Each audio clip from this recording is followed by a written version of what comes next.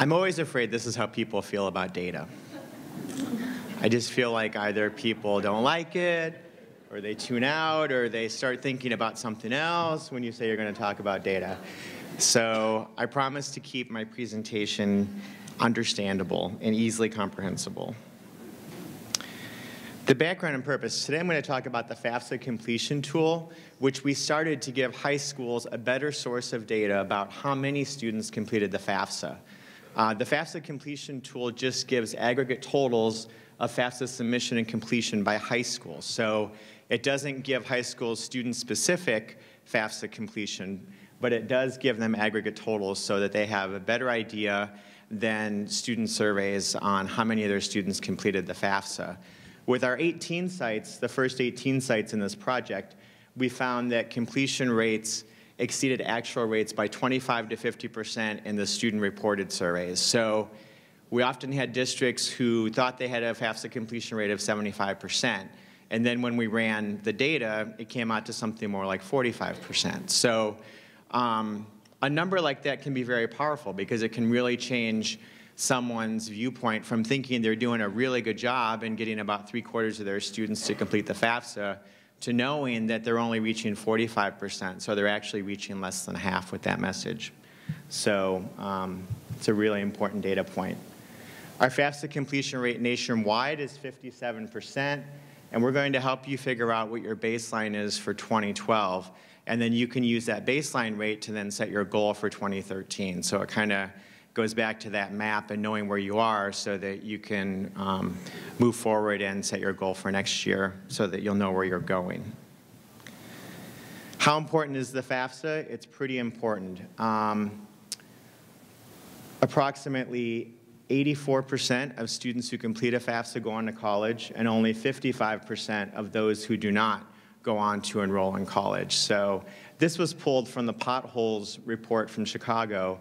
We ran data, and it showed basically the same thing. It showed that 9 out of 10 students who complete a FAFSA continue on to school in the first year after they complete the FAFSA, and only about 5.5, I guess, out of 10 who don't complete the FAFSA go on to college. So completing the FAFSA is really important to college access and also important to college completion.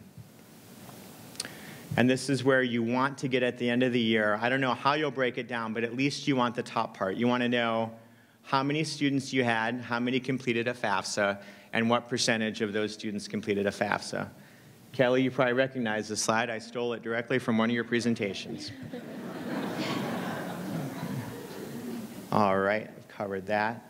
So the FAFSA completion tool puts out data every 2 weeks from January to June, and then it puts out data on an every 4-week basis for the rest of the year. And users of this data, Kelly, you covered this too. Right.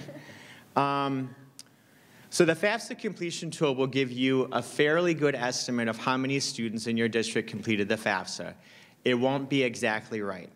There's no question on the FAFSA to determine if someone is a senior or not. So we had to make some assumptions. So we tried to figure out what were the best assumptions we could make to capture most of our seniors.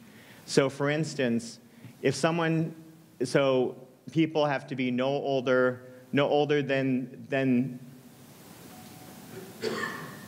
the age of 18, submitting an original application, planning to graduate from high school, and then be considered a college freshman by the start of the 2012-2013 school year. So if you have students in your school who are older than that, they won't be captured by the FAFSA completion tool. So it's about as accurate as we could get with the FAFSA completion tool, but if you go online and look up your schools and you see numbers for a school that look markedly different from what you think they should be, please contact us because we can help you to figure out what's going on there and why the numbers we have are different from maybe what you think the numbers should be. So don't hesitate to reach out and contact us because the FAFSA completion tool is fairly new. It just came out in March of this year. And as you ask us questions and we figure things out, you'll be helping us to improve the tool so that it's an even better tool for next year. About 24,000 high schools across the U.S. are covered by the tool. The tool also will not put out data for any high school that has less than 5 FAFSAs completed. And that's just to protect students. If you had a high school with fewer than 5, someone could theoretically figure out which students had filled out the FAFSA and which students had not. So that's just to protect the students. All right, this is kind of interesting, and this just helps you to put your data into some context. This shows how every state across the country is doing as far as FAFSA filers. So you can see that some states do better, some states do worse. Tennessee did the best, and I asked them, some people here from Tennessee? So I actually contacted Tennessee and asked them what they were doing to get their FAFSA completion rate so high. And they said that students have to complete the FAFSA to qualify for state scholarship funds. Yeah, so for the rest of you, that's a really good policy to encourage your states to put in place because it really, really helps your FAFSA completion rate. Here's the lowest and highest FAFSA completion rates. So Tennessee, New York, Massachusetts, Connecticut, and Rhode Island are among the highest. Congratulations. This is the percentage of FAFSA completions by how much money people make in that state. So you might assume if a state had a lot of low-income people that their FAFSA completion rate would be lower. But you can see it kind of goes across the map. So you can see that some states where people don't make a lot of money do very well in FAFSA completion. And then some states where people make a lot of money don't do very well in FAFSA completion. So it is harder to get the low-income student to fill out the FAFSA, I think, in a lot of situations, but it is an absolute. Kind of goes across the range. And then here's just every state listed with how much people make on average and then what their FAFSA completion rate is. So, and you will get this presentation, so you'll have all this data. This will just help you to put your district's data into some context with your state. All right, the FAFSA completion tool. So what you'll do when you want to use the FAFSA completion tool is log on. You'll choose a state or a territory. I chose my home state of Illinois. And then you'll get a list of each high school in that state and how many FAFSAs were completed and how many FAFSAs had been submitted. So the completed number will always be less than the submitted number because we know that students submit a FAFSA and often think they've completed it, but sometimes have not. So what you'll need to do then is look for every high school that is in your district, add up the number of FAFSAs completed for that high school, and then divide that number by the total number of graduating seniors you had in your school district for this year. And that will give you your FAFSA completion rate. So, okay, so this is a simple fraction. Easy math. You can do it. You only need to know 2 numbers. The number of FAFSAs completed by your seniors and then the number of seniors in your district.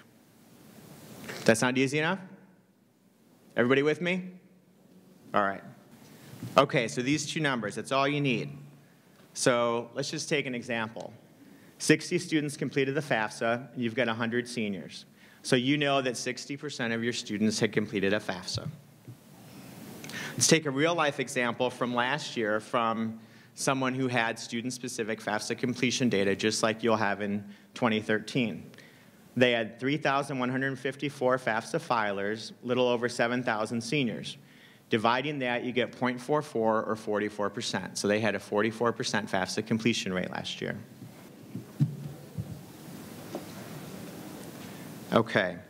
What if the number of seniors in your district changes over time, right? Because that happens too. So you can change this number within the system as often as you think you need to. For some school districts, it won't change that much. You may have just as many students leave as you have join your school district, so it might work out fine.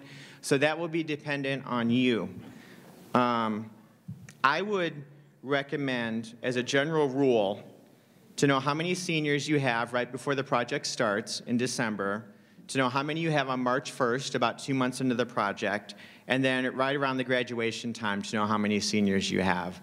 I think that's just a general rule, and that will help you make sure that you're keeping track of how many seniors you have and calculating your FAFSA completion rate approximately right. Yes? This is Catherine from Boston. We're one of the alumni groups. I just want to point out a clarification. Ed is explaining this FAFSA completion tool, which is on the website in March. It is different from the FAFSA completion project data that you get from being a part of this project.